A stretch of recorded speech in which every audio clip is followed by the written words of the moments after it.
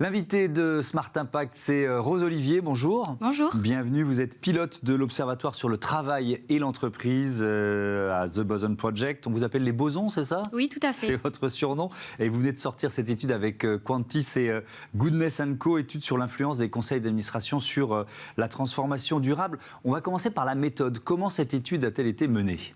Eh ben, en réalité, comme on est 3 acteurs du conseil qui accompagnons les entreprises dans leur quotidien, on travaille beaucoup aux côtés des dirigeants exécutifs et on est très marqué par cette volonté d'agir sur les sujets de transformation durable dans l'entreprise et on était assez marqué par la difficulté à cranter ces transformations.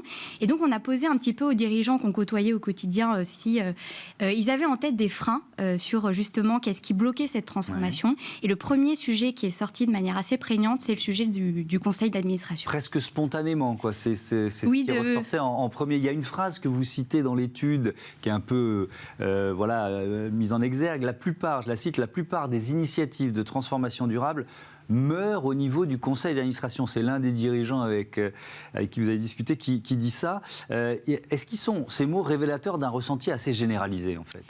Plutôt du côté de l'exécutif. Oui. Et du coup, ce qu'on a fait, c'est on a pris le parti de diversifier un petit peu notre panel et d'aller sonder des administrateurs, des penseurs aussi qui avaient déblayé le sujet de la gouvernance dans les sujets de la transformation durable. Donc, il y a par exemple Sonia Tatar de l'INSEAD qui nous a accompagnés sur le sujet, Denis Terrien aussi de l'Institut français des administrateurs. Et donc, on a essayé de compléter un petit peu ces angles de vie pour vraiment croiser les regards sur le sujet du conseil d'administration en tant qu'instance de gouvernance clé quand il s'agit de transformation stratégique. Alors, il y a plusieurs enseignements. Le premier, c'est un rapport ambigu au temps, alors que les conseils d'administration, ils ont justement ce rôle de participer à la fixation d'un cap, de réfléchir au temps long. C'est quoi l'idée? C'est qu'ils s'en affranchissent, ils sont finalement trop sensibles à l'urgence financière, au retour sur investissement? En fait, il y a un petit peu un paradoxe temporel entre le fait que justement on est censé garantir la pérennité de la performance économique de l'entreprise en tant qu'administrateur et en même temps on est représentant des actionnaires qui attendent une rentabilité économique annuelle et qui attendent de pouvoir bénéficier des investissements qui ont été effectués dans l'entreprise. Et donc c'est ce paradoxe temporel-là qui est vraiment prégnant au sein des conseils d'administration. Et le fait de devoir accepter que peut-être cette logique, elle est j'allais dire inversée, en tout cas bouleversée par l'urgence climatique, parce qu'on sait que la transformation environnementale, sociale, elle coûte d'abord de l'argent, elle coûte cher, avant éventuellement d'en rapporter. L'idée étant que les entreprises qui ne prennent pas le virage finiront par disparaître, ou en tout cas s'affaiblir. Donc c'est vraiment une question de grille de lecture qu'il faut renouveler? En fait, tout ça s'inscrit dans un contexte opérationnel qui est assez compliqué. Il y a les enjeux énergétiques qui coûtent beaucoup d'argent en ce moment. Il y a pas mal de contraintes opérationnelles au sein des entreprises qui ramène constamment au temps présent. Et donc, c'est assez difficile, dans un contexte de forte incertitude, de se projeter lointain. Et donc, c'est en cela que c'est assez difficile pour les administrateurs d'appréhender le sujet de la transformation durable, puisque c'est un horizon beaucoup plus long que celui des contraintes opérationnelles actuelles. Et alors, vous nous dites dans l'étude qu'il y a un manque d'alphabétisation. Je retiens le mot alphabet, ça veut dire que tout le monde ne parle pas exactement la même langue? Oui, tout à fait. On pourrait partir du constat que, puisque le sujet environnemental est beaucoup plus présent qu'avant dans l'espace médiatique, tout le monde est un petit peu au fait des sujets. En réalité, il y a un manque de formation. Il ne faut pas oublier que la moyenne d'âge des administrateurs, c'est plus de 58 ans, donc peu ont eu des formations environnementales dans leur cursus. Et donc, en fait, il faut reposer un petit peu les bases. Et pour reposer un petit peu les bases, il y a à la fois le sujet de la formation. Comment est-ce que je mets à disposition de mes administrateurs la bonne connaissance? Et ça peut être par des formations classiques, ça peut être aussi de la formation continue avec, par exemple, un administrateur qui est chargé de faire une veille scientifique sur le sujet. Beaucoup nous ont parlé aussi d'échanges entre pairs. Ils nous ont beaucoup parlé de solitude et d'avoir besoin un peu de confronter leur perception du sujet environnemental dans leur entreprise avec d'autres administrateurs issus d'autres entreprises.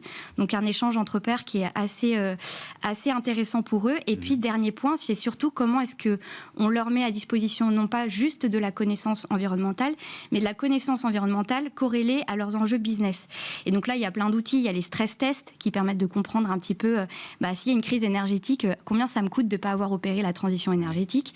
Il y a aussi les diagnostics environnementaux qui peuvent parfois révéler d'autres priorités que celles qui pourraient nous sembler évidentes. Beaucoup, par exemple, peuvent se focus sur le packaging alors que c'est pas ça qui fait le principe, la grande partie de l'empreinte carbone. Voilà, exactement. Et puis, en dernier point, c'est un sujet qui est assez complexe, mais c'est comment est-ce qu'on fait une comptabilité fusionnée entre la comptabilité financière et d'un autre côté, la comptabilité environnementale.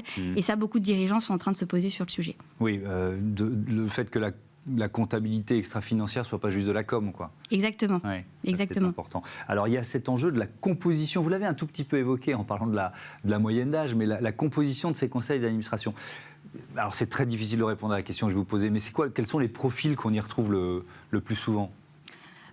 Comme je vous disais, il y a un sujet d'âge. Ouais.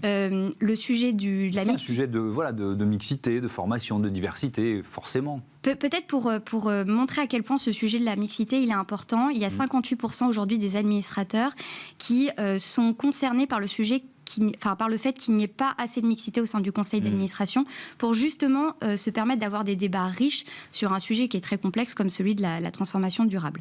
Donc un vrai enjeu de diversité. Quand on parle de diversité, il peut y en avoir plusieurs. On a beaucoup travaillé sur le genre ces dernières années et la loi Copé-Zimmermann a été absolument très impactante sur le sujet. Il y a aussi le sujet de la représentation des intérêts. Donc l'administrateur classique par définition, il représente les intérêts de l'actionnaire, se pose de plus en plus la question de comment est-ce que je représente par exemple mon corps social, mes salariés, avec par exemple des pays nordiques comme le Danemark ou la Norvège qui sont beaucoup plus avant-gardistes sur le sujet de la représentation salariale au sein des conseils d'administration. Il y a le sujet de la représentation de la société tout entière. Je pense notamment à l'entreprise britannique de cosmétiques Face in Nature qui a demandé à 2 représentants d'ONG de faire partie de son conseil d'administration pour représenter la nature et les enjeux de la nature au sein du board.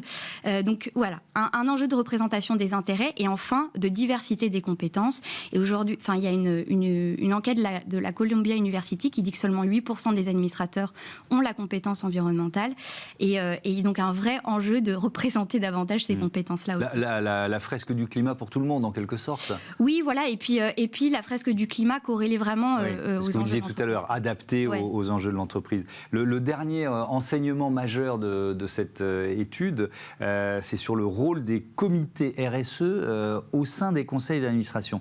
Peut-être il faut rappeler ce qu'ils sont censés faire, pour commencer, et ensuite ce qu'ils font vraiment.